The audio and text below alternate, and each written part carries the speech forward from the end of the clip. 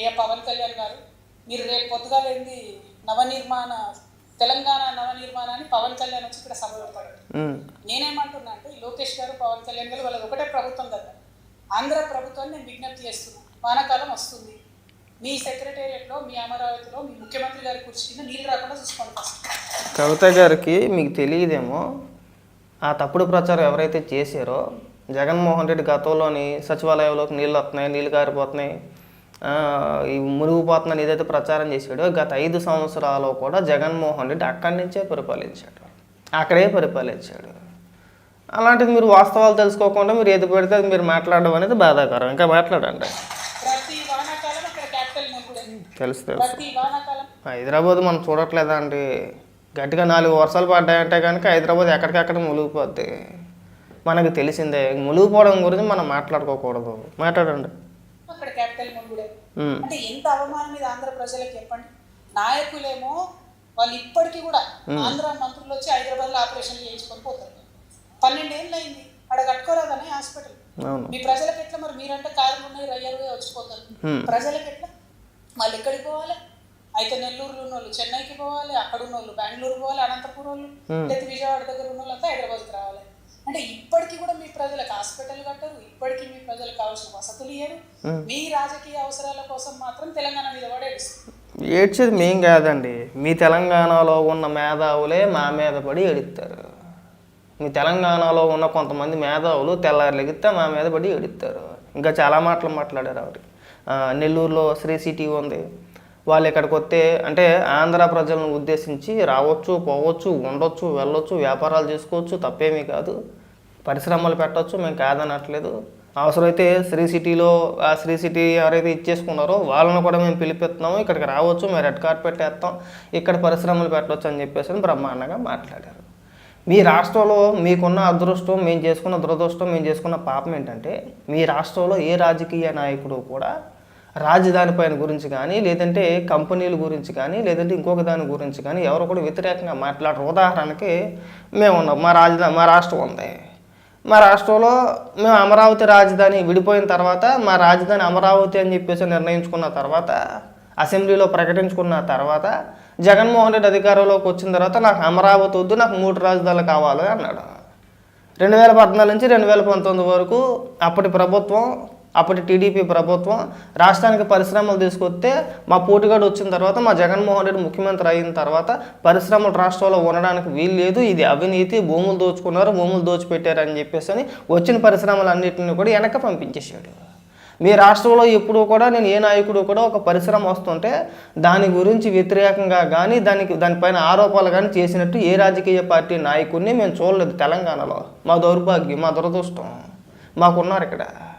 మా రాష్ట్రంలో జగన్మోహన్ రెడ్డి ఉన్నాడండి మాకు. ఉదాహరణకి ఏదైనా ఒక పరిశ్రమ వచ్చింది అనుకోండి, చిన్న చిన్న పరిశ్రమల గురించి నేను మాట్లాడను, టీసీఎస్ కావచ్చు, కాగ్నిజెంట్ కావచ్చు, విప్రో కావచ్చు, ఇంకోటి కావచ్చు, ఏదైనా ఒక పెద్ద పేరు మోసిన సంస్థలు.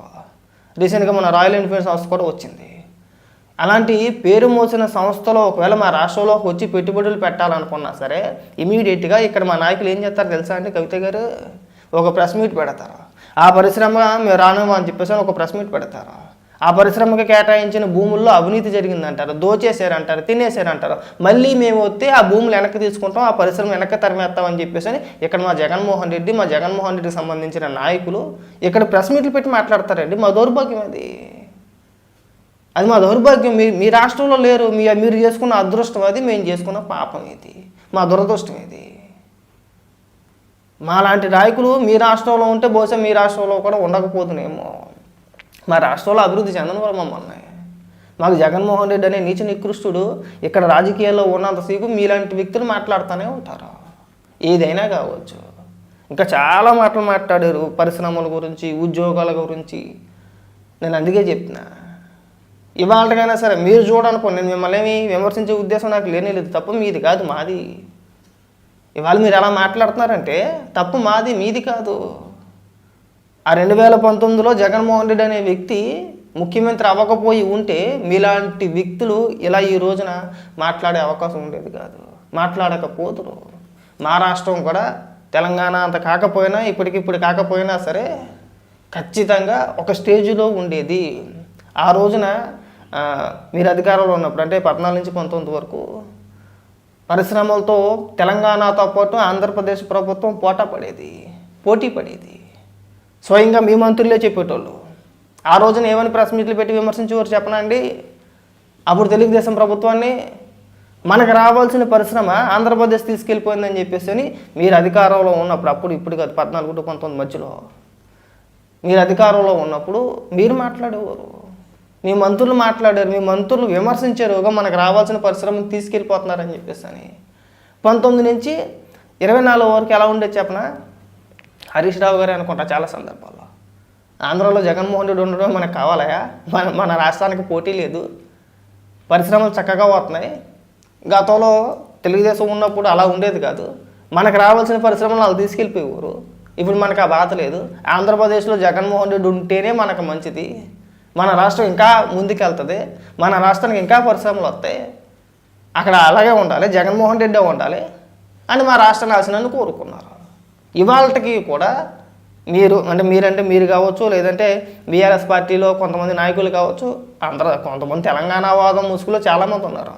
వీళ్ళంతా జగన్మోహన్ రెడ్డిని గుడ్డుగా ఎందుకు మద్దతు ఇస్తారండి? కొంతమంది మేధావులు కావచ్చు. ఎందుకు మద్దతు ఇస్తారండి? మా రాష్ట్రాన్ని చక్కగా సర్వనాశనం చేస్తాడు కాబట్టి, రాష్ట్రానికి ఏ పరిశ్రమ రానివాడు కాబట్టి. డెవలప్మెంట్ అంటే వద్దు, అప్పులు చేయాలా పని చేయాలా, అప్పులు చేయాలా పని చేయాలా, మనకెందుకండి డెవలప్మెంట్, మనకెందుకండి పరిశ్రమలు అని చెప్పేసి మాట్లాడతారు. మీ రాష్ట్ర నాయకులకు తెలుసు మన రాష్ట్రంలో యువతకు ఉపాధి కల్పించాలి, ఆ బాధ్యత మన పైన ఉందని ఎవరు కూడా మాట్లాడరు. మాకు అలా కాదండి, ప్రతి దానిపైన విష ప్రచారమే చేస్తారు. ఇప్పుడు చూడడానికి కావాలంటే మీరు ఒకసారి ఆలోచించండి. మీరు కూడా మాట్లాడారు కదా మావిగాని గురించి. గతంలో జగన్మోహన్ రెడ్డి మద్దతు ఇచ్చాడు అమరావతికి, తర్వాత 3 రాజధానులు అన్నాడు, తర్వాత ఇప్పుడు మావిగాన్ని అంటున్నాడు. పోనీ మీరు చెప్పండి, మీ ఉద్దేశంతో మీరు చెప్పండి, రాష్ట్ర అభివృద్ధిని కోరుకున్నట్ట లేదంటే నాశనాన్ని కోరుకుంటున్నట్ట? నాశనాన్నే కదా, అర్థమైపోతుంది కదండి. వాళ్ళు మీలాంటి వ్యక్తులు విమర్శించడంలో ఇది ఆశ్చర్యమేం పడవసరం లేదు. విమర్శిస్తారు మమ్మల్ని, ఏం చేస్తాం, ఏం చేసుకున్నా పాపం. మాకు కొంతమంది గొర్రెల మంది ఉన్నారు, ఎంతసేపు ఉన్నా ఏంటారు, ఒరే బాబు రాష్ట్రాన్ని జగన్మోహన్ రెడ్డి అనే వ్యక్తి నాశనం చేస్తున్నాడరా బాబు అంటే వీళ్ళు వినే రకాలు కాదు. మెటగాళ్ళు గుడ్డెద్దు చేలో పన్నట్టు పొలోమని చెప్పేసి అని ఇంకేక భజన. మీలాంటి విమర్శించకపోతే ఇంకేం చేస్తారంటే ఖచ్చితంగా విమర్శిస్తారు. ఎక్కడైనా సరే ఆంధ్రప్రదేశ్ ప్రజలు బాగా గుర్తుపెట్టుకోవాలి. జగన్మోహన్ రెడ్డి అనే వ్యక్తి 5 ఏళ్ళు, ఆ వ్యక్తికి 5 ఏళ్ళు అధికారం కట్టబెడితే పక్క రాష్ట్ర నాయకులు ఎంత దారుణంగా మాట్లాడుతున్నారో చూశారు కదా.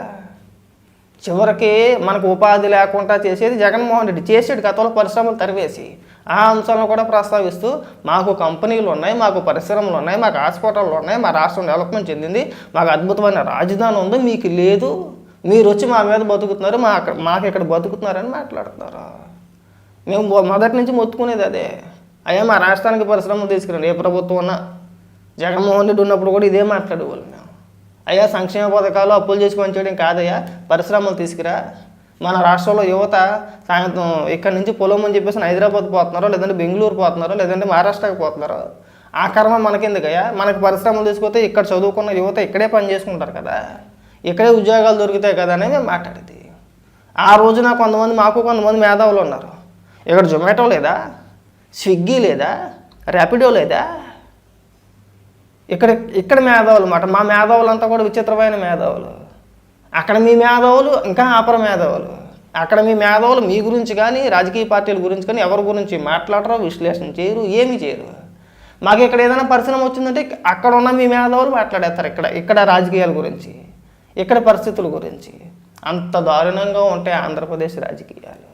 మీరంతా కలిసి కట్టగట్టుకొని జగన్మోహన్ రెడ్డికి మద్దతు ఇచ్చేసి, జగన్మోహన్ రెడ్డి అంటే ఈ మేధావుల గురించి చెప్తున్నాను నేను, వీళ్ళకేమీ ఆంధ్రప్రదేశ్ మీదనో లేదంటే రాష్ట్ర ప్రజల మీదనో ప్రేమ కాదండి.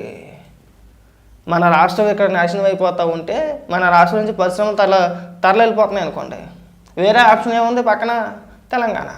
తెలంగాణ అని చెప్పేసి నేను ఖచ్చితంగా ఎలా చెప్తున్నానంటే, ఉదాహరణకి అమర్ రాజా ఉంది కదా, అమర్ రాజా పైన ఏ విధంగా విషం కక్కారంటే వీళ్ళు డైరెక్ట్గా సజ్జల రామకృష్ణారెడ్డి మేము దండం పెట్టి వెళ్ళిపోమంటున్నామని చెప్పేసి అన్నారు.